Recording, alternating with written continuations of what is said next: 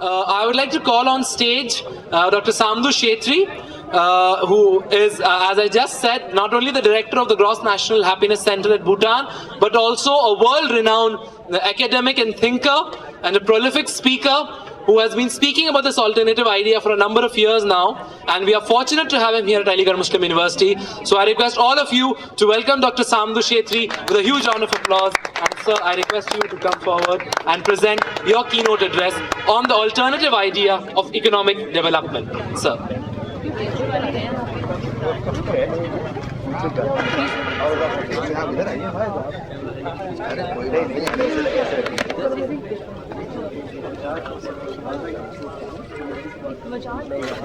अस्सलाम वालेकुम, नमस्कार, मेरे हार्दिक शुभकामना आप सबको। मुझे यहाँ आके बहुत प्रसन्नता है। Forgive for my bad Hindi, but I'm trying. क्योंकि ये अली का गढ़ है, अली का दरबार है, और इस दरबार में अलीगढ़ एक बहुत बड़ी यूनिवर्सिटी की स्थान हुई है। Not long ago, approximately 102 years ago, Muhammad Iqbal, the professor from Lahore University before Indian partition, he coined rather, सारे जहाँ से अच्छा हिंदुस्तान हमारा, हम बुलबुले हैं इसकी, ये गुलसिता हमारा.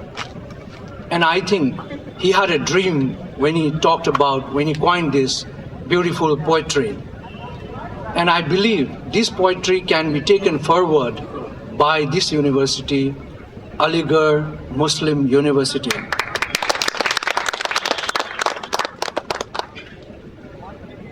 I bring to you the greetings and love from my king to this university. And as I was introduced, this is my first time visiting here. I'm not a great person, but I was born in a cowshed, brought up in a very remote rural Bhutan. Before I begin what I want to talk to you, let me say something, recently, just about a month ago, I was flying from Delhi to London, Heathrow, and via Switzerland. So I was in Zurich for a few days. And as I was going through the customs of Zurich, the police officer asked me, "Are you a Muslim?" And I was very proud. Almost I said yes, because I've lived with Muslims for so long. But then in next reflection, I said, "No, I'm a Hindu. But I practice a living Buddhism. I'll die as a Hindu." And he looked at me very suspiciously and said, "Oh, you are very complicated. I have to check you. Come into the box." So he brought me to the box and checked me. What I want to tell you is that I think, if we don't learn to love all forms of nature on earth,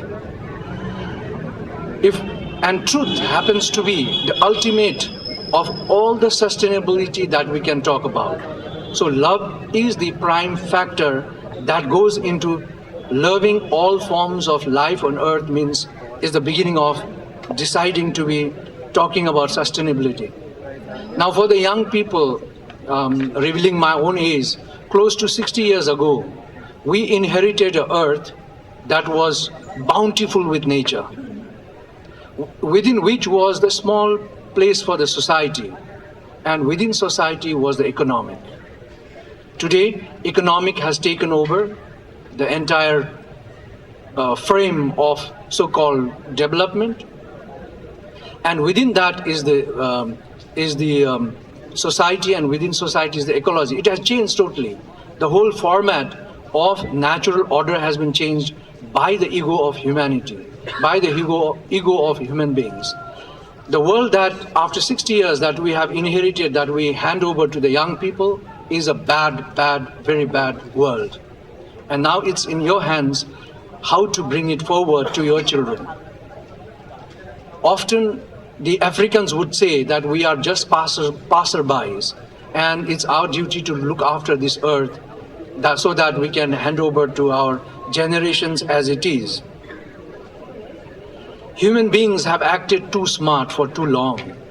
And I'll just come down to tell you a bit about what is happening now on Earth, along with so-called domains and pillars of gross national happiness in a little while. The dogma of economic growth actually does not translate into happiness and well-being. If you see back the history of US, for last 30 years, US has been, its GDP, so-called gross domestic product, has quadrupled. But the well-being and happiness of the people of America has not changed. Rather, it's showing a declining kind of a trend. You know, what is GDP in fact? It was after the Second World War, they wanted to measure the different wealths of different countries. So they came with this concept of GDP or GNP, which has a little difference. This actually, if we have a lot of forest in our land, and if we cut that and sell it, the GDP would rise from somewhere here to a very high level. But what about the ecology? What about the biodiversity? We don't, in fact, think about this. The standing trees, the nature does not have any meaning for GDP. If you're working parents, if one of you decide to stay back home and bring a better sanskar or quality into your child, there's no GDP. But you keep a nanny and pay the nanny, the GDP rises. By the way, India alone buys half of all the arms and ammunition that's supplied into 5 countries in Asia. And this increases the GDP of India. It's a very, very, very funny concept. All investment that's done by government. For example, the more the accidents you have in cars, the more GDP grows. Isn't that funny? If you have a riot in the campus here and you destroy a lot of buildings around, the government pays for it, the GDP rises. And the GDP per capita per Indian is over $5,000, which means if that money of wealth of India was divided every year, you would earn something like 3 lakhs, 300,000 nultram per head. So the concept of GDP is totally wrong because it promotes limitless growth. And advertisements take the toll because it tells you what to wear, what to eat, and finally you fall victims of that. I can give you an example. The Mexican people, 60% of them are all diabetic, simply because they eat junk food and they drink Coca-Cola. The living habits that we carry, we form a lot of diseases so that there's more investment from your own savings or government savings into health facilities, into the well-being of the people, for providing more doctors and medicines. The GDP rises. So what is GDP really? Is that really a concept of well-being and happiness? No, not at all. So our fourth king realized this destruction that was going around in the world and said, we would have to change this. And he was just a very young man when he was studying in Cambridge. He said, no, this is totally all models, economic models that are going on are wrong because they destroy our beautiful wonder of Earth. And that's the nature. We pretend to be independent, rather we are so dependent. You know, a child at home might become a bad child and think, oh, well, it's me, my life. It's nothing to do with my parents, my brothers or sisters. But the interdependency, if you see properly, how much pain he or she brings to the family and beyond family, to the community, and largely to the country as a whole, you know. So our king, when he was just barely in teens, in fact, when an Indian journalist asked him, what is the GDP of your country? That was the moment he propounded that gross national happiness for me and my country is more important than gross domestic product. That's how the concept was born. 40 years ago, since we have been working on this model, we have 4 pillars, in fact, to work with this, and 9 domains and 33 indicators and 124 variables. I'll not go into details of all this because you can Google and learn about these measures. These are very technical. But what I would like to say is that this tool that we're working with is actually creating conditions for the people so that they can protect their own well-being and happiness in their own situation. Which means that, for example, a village called, let's say, Aligarh, has women between 35 to 55 very unhappy. And the cause could be that they have to spend a lot of time collecting water, collecting firewood, so they have no time for themselves, for their families. So what should the government do in that case? So our government would quickly get into action, and because they also don't have education, because they've been living as house workers all the time.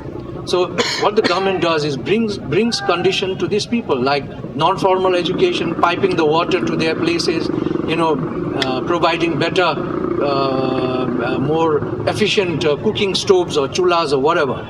So this is what the policy will look into, the planning will look into. It also acts for us as a measuring tool to see the well-being of people through psychological well-being, through education, health, community vitality, the cultural resilience, the natural connections with this. So it measures, in fact, all whether a community has all these conditions with them or not. So this is the measure that we talk about. And we also have tools that can measure the corporations, that can measure the plans, the policies for a government. I can give you one example. Before the democratic government, before 2008, the king had already, his government had already decided that we must access ourselves into WTO, World Trade Organization. And we had already reached to a certain stage where there was no return for us. But what this government immediately do was bring it to the public discussion, and they lost it. Finally, they brought it to the cabinet, they lost it. And then the Prime Minister, former Prime Minister, said, why not we pass this through our tool? And so 24 people from different discipline, experts in different fields, were brought to a conference room like this and asked, should Bhutan join WTO? And there were 19 hands up, simply because they said we are members of SAFTA and BIMSTEC, which are bigger forums, and the countries, all these countries that are partnered to this are already members of WTO. So whether we like it or not, we are a part of it. So let's join it. And then they were given this tool to fill, and when that was analyzed, it was only 5 years and 19 no. So Bhutan has decided not to join WTO until now. In April 2012, Bhutan was invited by the UN to come to United Nations and present gross national happiness. There were 800 participants, 6 Nobel laureates, participants from different walks of life, whether you call it, ecologist, environmentalist, or economist, or whatever. They were all there. And in lack of a development paradigm that would look into well-being and happiness of the people, the GNH philosophy has been taken wings. In fact, it's something that the world is looking at very eagerly, and Bhutan was requested to work on the post-2015 Millennium Development Goals. What should be the sustainable development goals that should come forward after 2015? And it has been decided, Bhutan has produced a document and submitted last year, and hopefully UN will change its strategy after 2015. Something very terrible has gone wrong through education. Today we produce machines, computators, very shrewd. We don't talk about we, ours anymore. It's I, me, and mine. That's the quality of kind of progression that we're taking in our strides. I'll just want to talk about the 4 pillars and 9 domains and try to relate with the reality of our living. Under sustainable and equitable socio-economic development, that's one of the 4 pillars. Under this pillar, we have 3 domains: education, health, and living standard. Under education, if we talk about, I can tell you that when I was student of class 3 back in Bhutan, we largely have taken the curriculum from India. So there was a mathematical problem that read, if you had 10 apples, 3 were stolen, how many are left with you? 7. Why use the word stolen? Instead, that could have been reformulated to bring a better value into a child. If you have 10 apples, 3 were shared, what would you like to do with the remaining? You would rather create more value for children, And I think that's why I say our education system has gone wrong in many ways, because it creates individuals, it creates very shrewd people, very competitive people.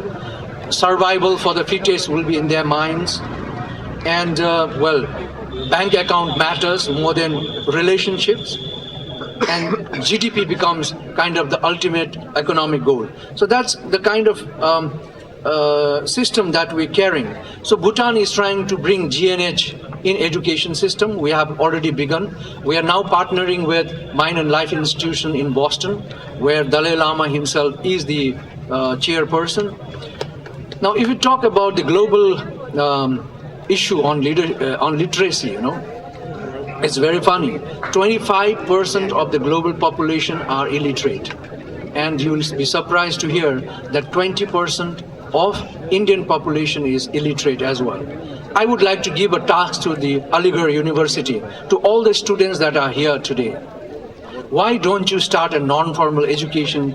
Bring all the people who don't have that level of education from around your community and do that as your overtime. You'll do a great service to the nation. If you talk about the health, it's also very sad that the living standards, styles have changed over time. The ADD is called the attention deficiency disorder in children is increasing rapidly, simply because parents are very involved in chasing for more and more, for bigger and bigger things. If we look back into our realities of life, what does a life really require? Simply nourishing food to keep your body alive? Different dresses so that it can take you from one season to another, and a roof over your head. What more do you need more than that? We all can't be prime ministers, we all can't be ministers, we all can't be engineers, we all can't be doctors, we all can't be lawyers. Even if we are, in many areas and cases they are unemployed. So what is the purpose of life and living when we all know that we're going to die one day or the other? I think that is where the education should lead to a life, education for life and not living. That should be the motto.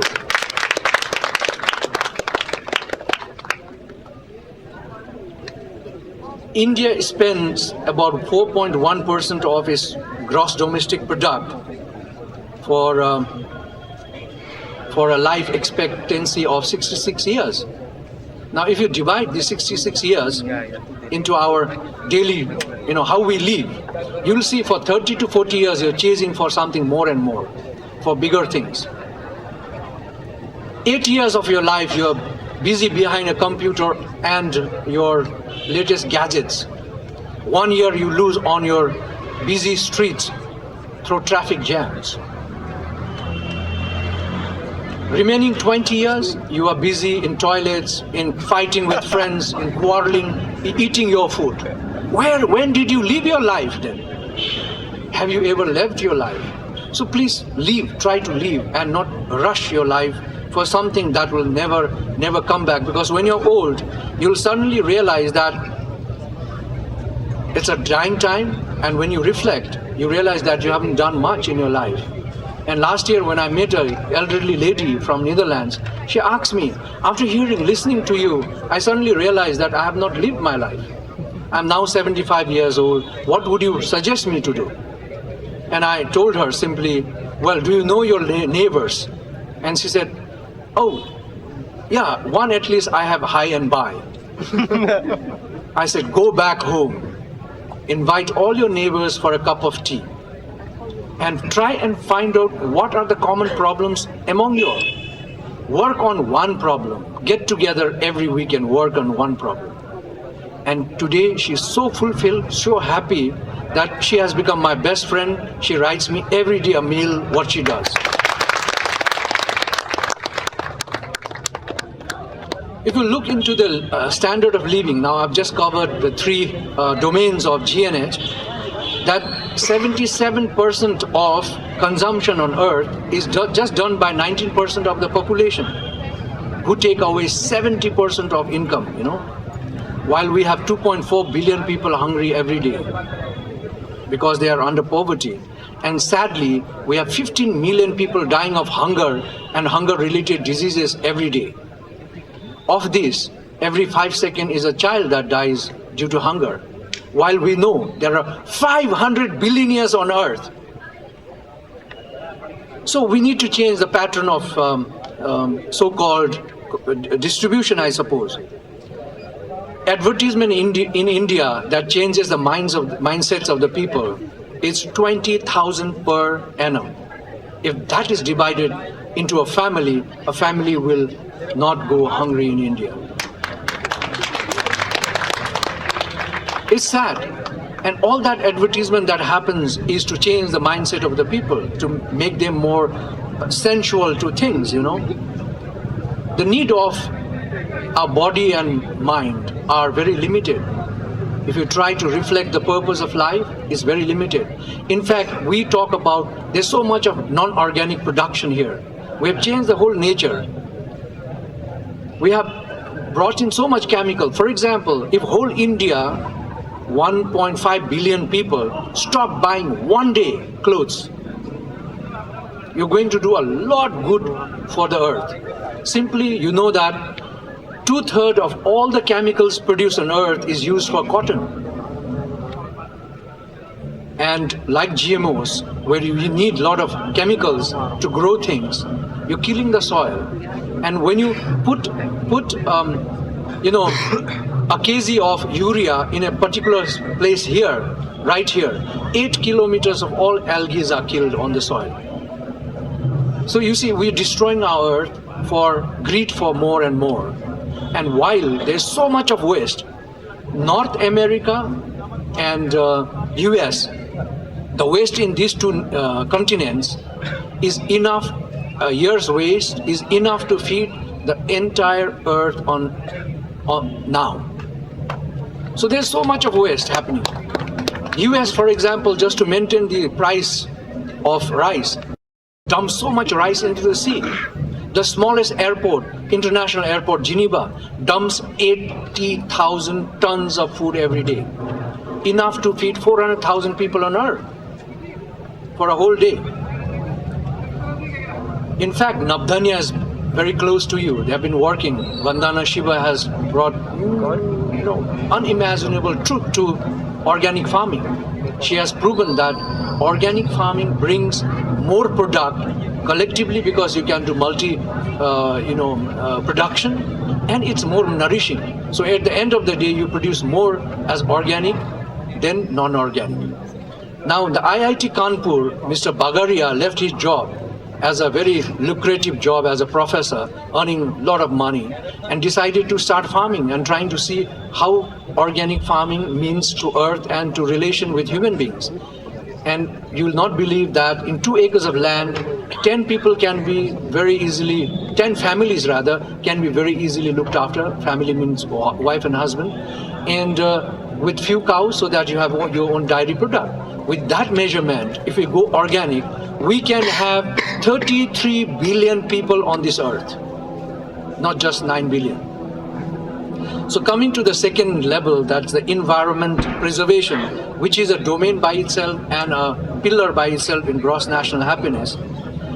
The biosphere that we use today, because of our greed, is 1.5 times its own capacity. It's like asking a woman, I want 1.5 child in 1 year. Is that possible? It's impossible. With the same calculation, if we continue, within 35 years, we will need 3 planets. And where do we get these 3 planets from? we'll have to jump to Mars or somewhere, I don't know. So it's, we're killing ourselves. If we are leaving for the young generation a message, if we are leaving for generations to come, please don't get married if you can't change this world to be a better world. Bhutan is 80% covered by forests, but we are not spared by global warming. Our glaciers are melting at a very fast speed, and you know that Arctic ice has cracked, so the sea level is rising. And it's a truth. Scientists have proven it. In fact, I was in Melbourne, and the Pacific Island people are already preparing themselves to leave that island in 30 years because they know the islands will be covered by water, sea level rise. In fact, with the present trend of glaciers melting and Arctic ice melting, within 35 to 40 years, all coastal cities on earth will be underwater, including Kolkata in India, part of Bangladesh, Shanghai in China, Boston in US, New York City itself, and Florida. All these, and many islands, most of the islands will be undersea, rendering to almost 2 million people homeless. Where are we going to house them? We already have a trend due to, unhappiness that's created by governments, that's created by ego and the power. We already have displaced 51 million people homeless today because of wars that's happening around. So the world that we look around is not very happy world. Water is reducing at a very rapid pace, in fact. Bhutan, we considered ourselves the capital of fresh water for Bangladesh and India in the south. But today we have 5-6 villages without water. We are going to shift them to some better places, The carbon emission that's changing the pattern into global warming. We are emitting about 12 million tons of carbon into atmosphere every day. And that's through use of cars mainly, factories, industries. GNH is not against production and growth, but we are saying make it technologically friendly, that you don't use unsustainable, because resources on planet are not finite, they are infinite, I mean, they are not infinite, they are finite. They will finish one day. So how are we going to go after that? So GNH actually argues around that. And to prove you that in 2012, after many, many years, when there was economic recession and the involvement of people to the nature was limited, the natural disaster reduced by half, totally by half. It's wonder, it's wonder. And between 1975 to 2002, the disasters have gone by 10-folds up. If you look into Delhi, the atmosphere, it's beyond acceptable limit of WHO. Many of the international consulates are trying to say, oh, we should not be working in Delhi. And in fact, in China, they are already living. So this is the kind of world we are living in. And who does the responsibility belong to is a big, big, big question for ourselves. The next under this is psychological well-being. It's sad that we have 17% of global suicide and in India, and while it has the share of 17.5% of global population. So it's kind of funny to see how it matches, Globally, mental sickness is 12% of the global population today. How are we going to address this? And I feel that Aligarh University can be a hub for this wonderful change within ecology, within economics and society, that they could be the future leaders to lead the world. And this is my very strong belief, because you have everything in Aligarh. You have a beautiful society, a loving society. You have greenery everywhere to prove to the people how healthy you are. And you also have a lot of arguments on what should be the kind of development that we must go forward from here. The next is the community vitality. In fact, India has all these domains that I'm talking about, but it's owned by different bodies within India. if they can all collectively collect together and form, you will be following the path of GNH like we do every day. We did a study some 7 years ago to see what is the kind of just one part of community vitality, that is to see how people help each other. And we just came to a figure of 320 million for a small country like ours. In fact, our GDP, if we compare our GDP, it's not even 1/10 of one of the richest guys in India. The GDP of our country. Well, we're talking about a very small economy and a very small country and a very small population. But we are content with whatever we have. We don't really go for greed and desire. We revere nature. We revere, when I say nature, we revere mountains, we revere rivers, we revere, forest. We give our reverence to them. And if we have to build a house somewhere, we first ask the permission of that land, saying, will you allow me to build this? So this is called spiritualism, It's nothing to do with ego, or it's nothing to do with religion. In fact, when I was in Melbourne, in a corner of a street, I read a very beautiful quote. We are not human beings in search of spiritualism, but we are spiritual beings in search of humanity. We have lost humanity altogether. We need to grow again back, and that lands to be a duty of the young people today. Cultural diversity. I'm happy to see that you have many mosques here, you have many a temple, in fact church. It's wonderful, you're coexisting. This is what the GNH is all about. That's why I said you can be a living example for the rest of India and the world, but you need to work towards it.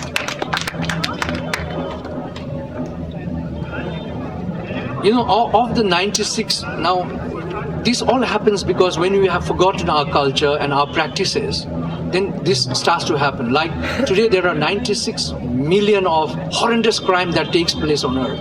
Of that, 1 million is suicide. And that's larger than all the people killed on all these wars so far. And we have about 1 million rapes that's happening. It's all to do with cultural loss. It's all to do with respect from towards each other. And I think that must start from the house and from the school, from the institutions that you are in. And you in Aligarh has been provided with such beautiful environment.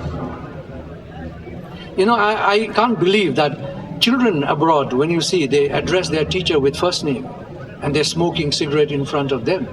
That's the culture. And when you talk about GNH, suddenly they say, I was in England just recently, I was speaking to the House of Commons, same thing that I'm talking to you.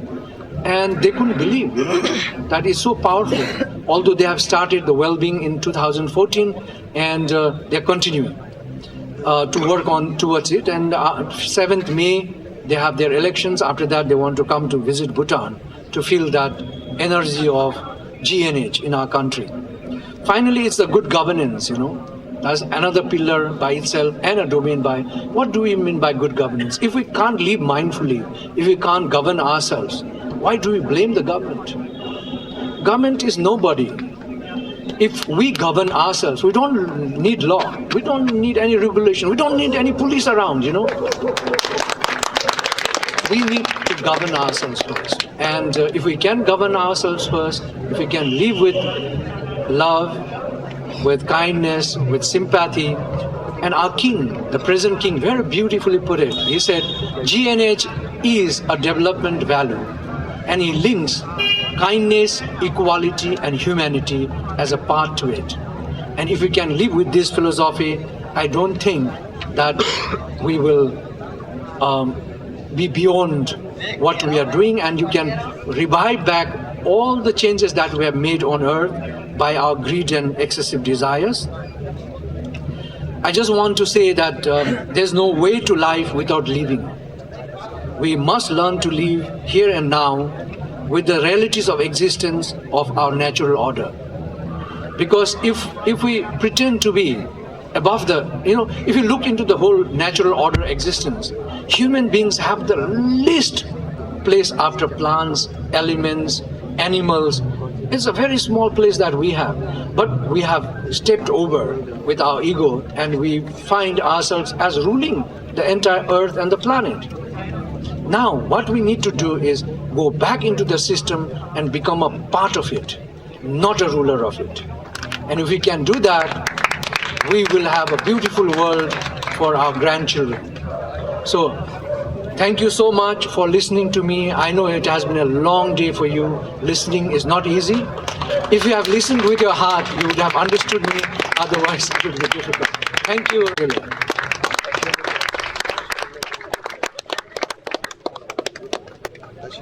Thank you, Dr. Samdu Chettri. And let me just tell you that I believe under all that erudition and humility and the soft-spoken manner, the reality is that what you just spoke was a stinging criticism of the neoliberal order and of everything that is wrong with the new direction that is being touted as the direction before us. And for that, sir, we applaud you and I request all of you to give a standing ovation to Samdu Chettri for that brilliant response to the fact, to us always being told that greed and competition is the way forward, for that brilliant response to everything that we believe is wrong with the system and the economic direction that we are being shown today. Thank you, sir. Thanks a lot.